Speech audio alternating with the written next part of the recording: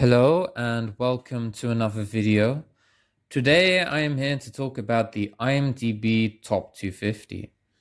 Lists offer a curated selection of movies and can be an interesting way to discover new cinema.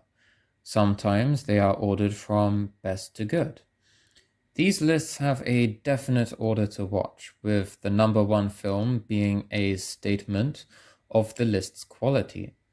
They often offer a lot of discussion, such as, this film is better than this film, but it is lower, so what the hell?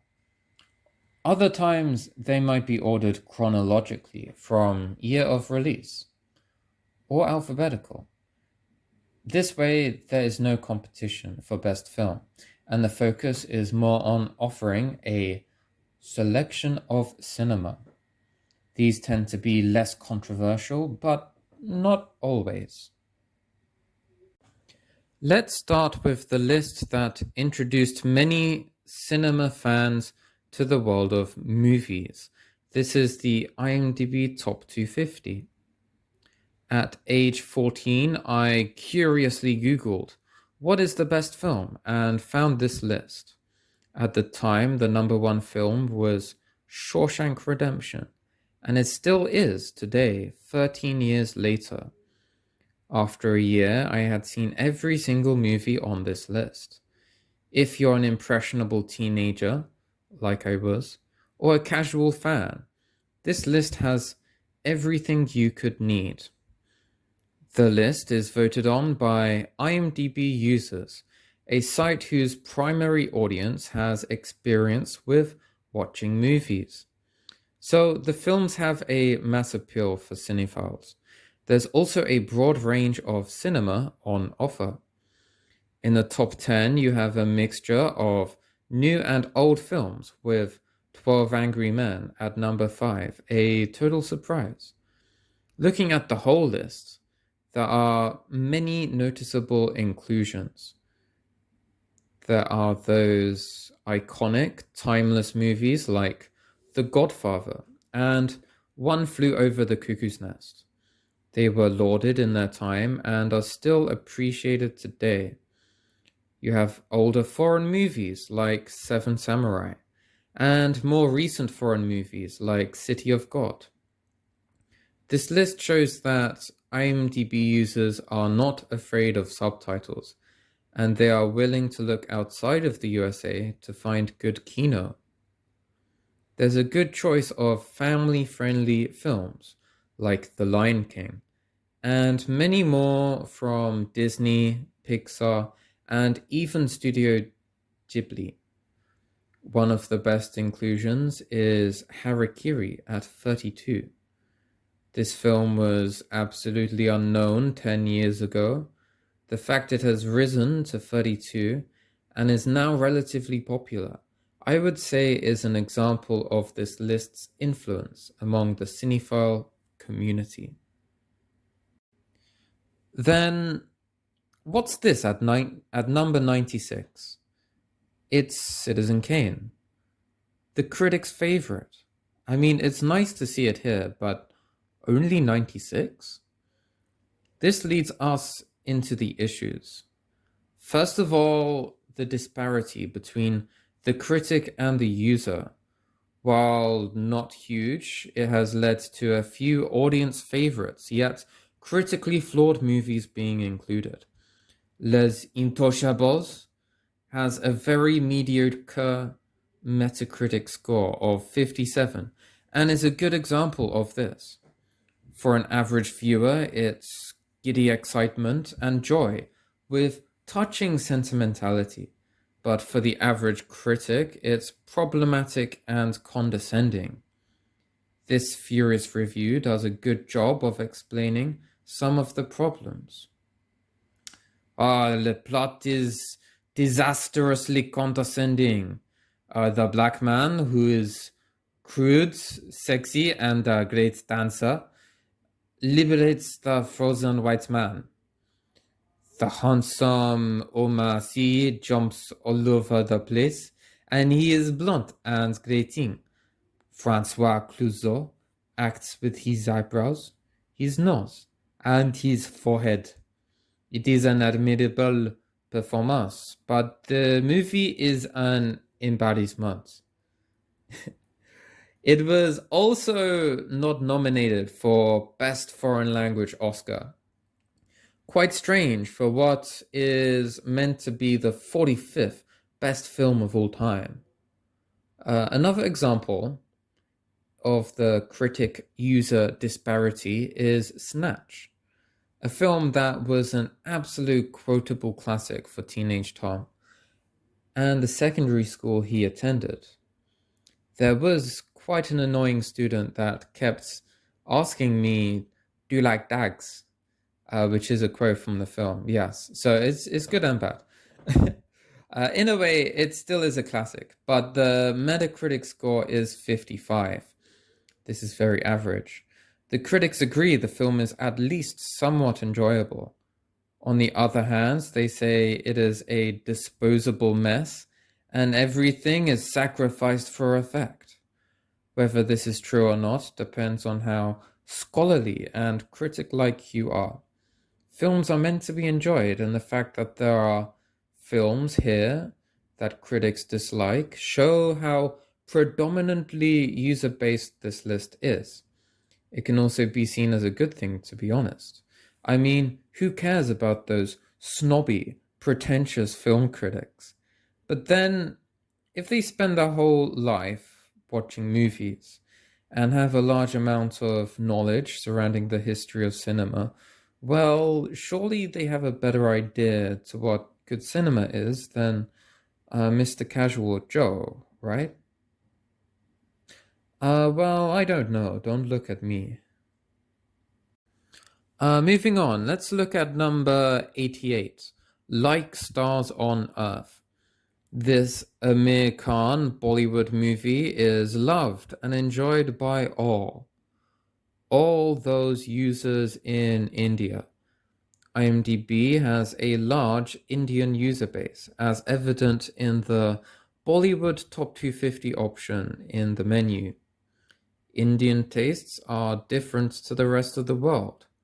Actually, it's not just India. Every country has its own specialized cinema made for the audience of that country.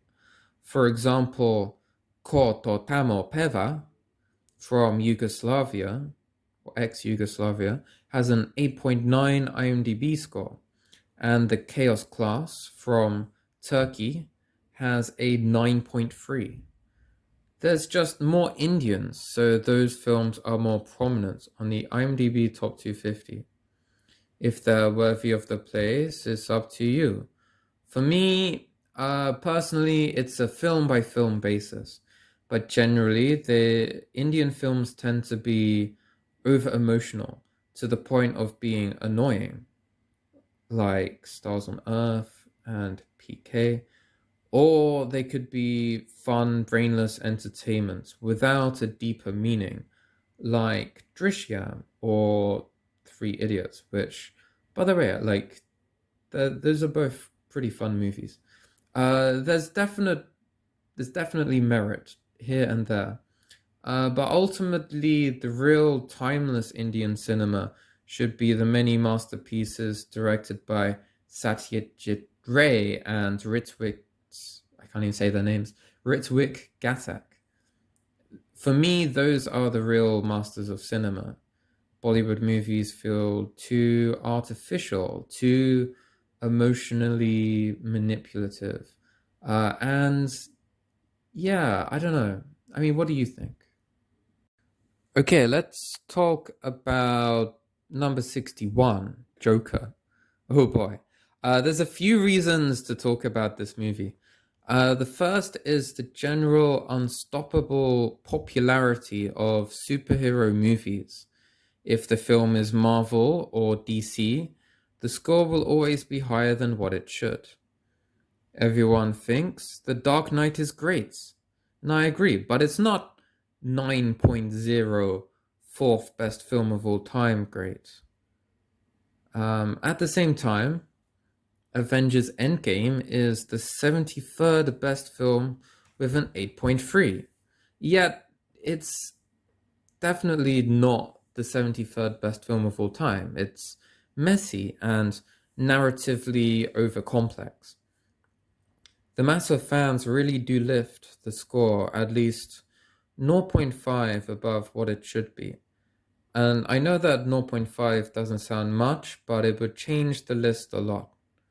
Joker is kind of a superhero movie, but it has the fan base of the superhero movie, and that is what elevates the placement on the top 250 significantly. Another reason to talk about Joker is the movie itself. It's a drama about a descent into madness, and it's a competent movie. Looking at the plot development and the overall story, it's just good. But it's not great. It's really just standard. It is perhaps the links to the superhero universe, as well as most elements being ham fisted and overly accessible, that make the film impressionable to the public at large. Something else to mention is Joker's release was very timely. While the film was showing in cinemas, there were riots in America and a general feeling of hatred towards the wealthy. This furious anti-capitalist sentiment did resonate with a lot of people at the time, hence why nowadays no one talks about the film. But this too would have caused a higher rating for Joker at the time. I should clarify that I don't hate Joker, but to think it's one of the best films ever, you must be jokering. Jokering, yeah. On this list, there are many award-winning movies. It's mostly expected movies like Schindler's List and The Godfather. But then you have films like Green Book at number 127. Films that take an issue that should be complicated, like racism, but then make it super simple with, good acting. It's more of an issue with the Academy themselves. They encourage dumbed down, feel-good filmmaking with plots that are a series of manipulated checkpoints to maximize impact. Generally, when you see a film like this, you think, racism bad, film good. Then you go home and you go to sleep. But you don't think about that film for years. Then 3 years later, it's mentioned at a party. And you spend minutes, actual minutes, lots of minutes, trying to remember anything from the film. Did you watch it? Yes, you did, but it was mediocre. Ultimately, I don't like the casual moviegoer's serious cinema experience being so damn unremarkable. They deserve better. Finally, let's talk about The Father at number 107. When I wrote the script, I had not seen the movie, but since writing the script, I have seen the film, and I think it's excellent, and actually a really bad example of what I'm going to talk about, because again, this film isn't so Oscar-y, it's actually quite psychological. But what I am going to talk about is a trend in the IMDb top 250, that is newer movies getting placed high before gradually moving out of the list over a period of a year. They never maintain their position. The first viewers of the film will always give it a higher rating than those watching a year later. Those watching later tend to give the more accurate score. This might be cinema-going viewers being more enamored by the large screen than those watching on demand. With closed cinemas, that is no longer the case. There could be some payment by certain companies, which I have no evidence for, but I swear might actually be true. And the score could also be manipulated to make the top 250 more current and hip with those young folk. I'm actually not sure the reason behind the high scores. It's not too clear. Okay, now for the conclusion. I know I focused a little bit too much on the negatives there, but I do love a good amount of heavy criticism, yes. So to conclude, the IMDb Top 250 does indeed have problems. I would say that the positives do outweigh the negatives, especially if you are a casual movie fan. There's enough of a variety of cinema on offer that you can decide what type of cinema interests you. Maybe you like violence and expert filmmaking of Scorsese's mafia epics. Maybe you like the warmth and nostalgia of the black and white classics. Or maybe you like the deep profoundness of Tarkovsky. Maybe you like the mediocrity of the popular choice. Either way, this list is important and I would wholeheartedly recommend it. Okay, well, I guess that's the end of the video. So I hope you enjoyed my ramblings about this infamous movie list. I have one more of these movie lists videos to do, so please check that out. That would probably be my next video. Until then, yes, you can, like, maybe comment, or maybe subscribe.